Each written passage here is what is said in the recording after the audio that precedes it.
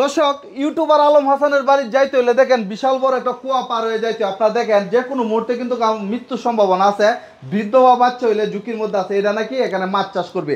আসলে এই পরিকল্পনাটা কার, আলম হাসানের নাকি আলম হাসানের মেয়ের, এটাই আমরা জানবো। তো ভালো আছেন আপনি? আলহামদুলিল্লাহ ভালো। এই যে এই বুদ্ধি কে দিছে এখানে মাছ চাষ করার বুদ্ধি ঘরের সামনে? এই বুদ্ধিটা দিছে আব্বু। যাকে আপনারা সবাই চিনেন। আব্বু তো মানে খুব বুদ্ধিমান, বাংলাদেশের বিভিন্ন মানুষের উপদেশ দেয়, কিন্তু নিজের মেয়ের ক্ষেত্রে এটা কি ভুল সিদ্ধান্ত দিল? এটা করলো কে?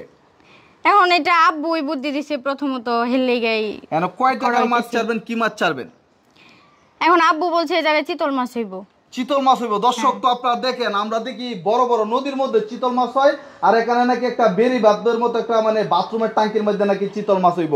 তো আসলে এটা কি মানে কি জন্য এটা করলেন, বা আসলে এরকম বুদ্ধি তো মানে আমরা এর আগে বাংলাদেশে কোথাও দেখি না যে এরকম।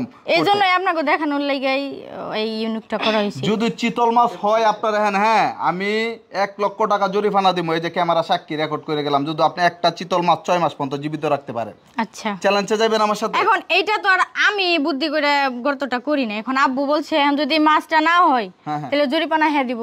জরিমানা দেব। এই আপনি একটু বলেন তো আসলে কি এখন চিতল মাছ হবে? আমার মনে হয় না হবো। হ্যাঁ আমার মনে হয় না। এই যে কি একটা কাজ করলেন, এখন বিভিন্ন জায়গা থেকে এটা দেখার জন্য আসে, মানে মানুষের একটা পর্যটন এরিয়া বানায় লাইছেন একটা, মানে এটার বাথরুমের ট্যাঙ্কি করলে এটা ঠিক আছিল? এত বড় শরমটা দিতেছে। শরম না, এটা প্রয়োজন তো, এটা করলে ঠিক আছিল, কিন্তু মাছ চাষের জন্য এটা ভুল সিদ্ধান্ত। এখন দেখি শেষ পর্যন্ত কি হয়। বাথরুমের ট্যাঙ্কি হতে পারে এরকম চিন্তা ভাবনা আছে যে মাছ না হইলে আর কি করব। তো দর্শক তো আমি বলবো এই যে দেখেন মানুষে কত ধরনের ভুল করে। দেখেন প্রায় লাখ টাকার উপরে খরচ করে এরকম একটা হাউস বানাইছে মাছ চাষ করার জন্য। তো আসলে যারা কৃষি নিয়ে কাজ করে তারা একমাত্র জানে কিভাবে মাছ চাষ করতে হয়। আপনারা কি মানে কোনো আপনারা কি কোনো প্রশিক্ষণ নিচ্ছেন যে মৎস্য বিভাগ থেকে?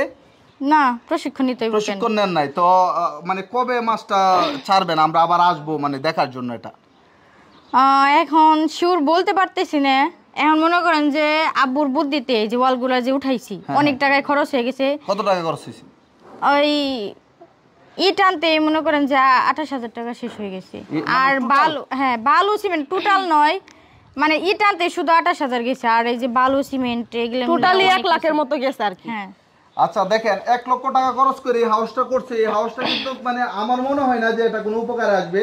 তো ওনারা বলতেছে যে আপনারা জানেন বাংলাদেশের জনপ্রিয় ইউটিউবার আলম হাসানের বুদ্ধিতে একটি মাছের একটা মানে হাউস করা হয়েছে। আসলে আমি গ্যারান্টি দিয়ে গেলাম এই জায়গা থেকে, যে ক্যামেরাগুলি সাক্ষী, একটা মাছ এখানে হবে না।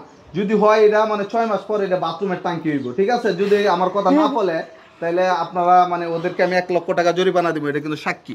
আচ্ছা, যদি মাছ না চাষ করতে পারেন। এই মিয়া হইব না কেন? আপনি দেখেন না, না হইলে কি আমরা এত বড় গর্ত করি? আপনি যে আমার জায়গাটা দিতেছেন গর্ত করছেন, মানুষের তো ভুল পথ হাঁটে। ঠিক আছে, সবাই যে সবকিছু করে সফল হয়। আচ্ছা, আপনি যে এতগুলো কথা কইতাছেন, মাছ যদি হয় তাহলে আপনি কি করবেন কোন? আমি জরিমানা দিব। যদি না হয় আপনি কি দিবেন আমারে? না হলে আমি জরিমানা দিব। আসলে মাছ তো মানুষ একরকমের মধ্যে পালে আপনি তাহলে এনে হবো নাকি? একরকমের মধ্যে মাছ হলো রাখে না মানুষ, তাহলে এনে হবো নাকি? আমি এখন একটা জায়গার গাজীপুরের মাটি এমনিতেই লাল। ঠিক আছে, এইসব মাটির মধ্যে গাছি মরে জায়গা, আর এখন মাছ হইব। মাছ হইব না দেখে তো আপনি ওয়াল উঠাইছি, বুঝেন না কে? এত কষ্ট করে এত টাকা খরচ করে ওয়াল উঠাইছি কে লিগে? আচ্ছা, মাছ আবার হইব না। তো যাই হোক, তো আপনারা যদি দেখতে চান এখানে কত মানে কি পরিমাণ মাছ ছাড়বেন আপনি পরিকল্পনা করছেন? এখন মনে করেন যে আঙ্গুর কাছে টেহা নেই, মূল কথা অনেক টাকা খরচ হয়েছে। এখন আব্বুরে কইছি যে আপনি মাছ কিনাই নাঙ্গো ছেড়ে দিবেন। এখন দেখি হ্যাঁ কি করে। নাকি আপনারা এই যে ভিডিও বানানোর জন্য এটা তৈরি করছেন, যে আপনারা তো আবার ব্লগ? না, এটা ভিডিও করার লেগে কি লিগে? এটা আমার মাথায় প্রথমত আমরা এই বুদ্ধিটা বের করছিলাম যে মাছ চাষ করবো। তো আমরা অনেক ছোট মনে করেন যে অনেক ছোট করতে করছিলাম। এই যে আলম হাসান আছে না, আপনারা যারা সবাই চিনেন, সরল সোজা মানুষ, হ্যাঁ আমার এই কুবুদ্ধিটা দিয়ে এত বড় করতে। আপনার বাবার আপনার নাম ধরে ডাকতেছেন, এটা কি ঠিক? বাবার নাম ধরে ডাকা যায়? আপনারা তো অনেকে চিনেন না। দেখেন এখন যদি আমি হ্যাঁ নাম ধরে না ডাকি তাহলে আপনারা কি চিনবেন? আমি যদি আব্বু কই তাহলে আপনি কইবেন আব্বু কেরা, তাহলে তো আমার কইতে হইব, বিষয়টা বুঝাইতে হইব না। আচ্ছা আচ্ছা আচ্ছা, বুঝতে পারছি।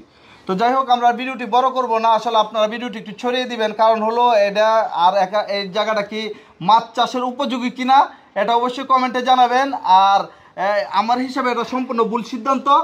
আর ওরা এই ধরনের পরিকল্পনা করছে। আপনারা জানেন আলম হাসান এবং আলম হাসানের আশেপাশে যারা আছে প্রায় লোকই ব্লগার, তো ওনারাও কিন্তু ব্লগ তৈরি করে। আসলে হইতে পারে এটা একটা বিজনেসের পলিসি, কারণ ভিউ ব্যবসা বলতে পারেন আপনারা।